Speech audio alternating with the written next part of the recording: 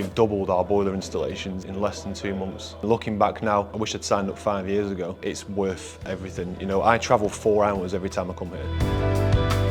I'm Terry Millington, and I'm from West Coast Plumbing and Heating. I had plateaued in my business, so I was 10 years on the tools. I just didn't know how to go to that extra step, so I was looking for something to just get me off the plateau of doing the same thing year in, year out, and with no change. So even just on your discovery day, I was learning, but yeah, going back and just the way that we presented our estimates changed a lot of things straight away for us. Presenting myself in a more professional manner, spending more time with the customer, finding out more about the customer and what they actually need. For us, it's the social media.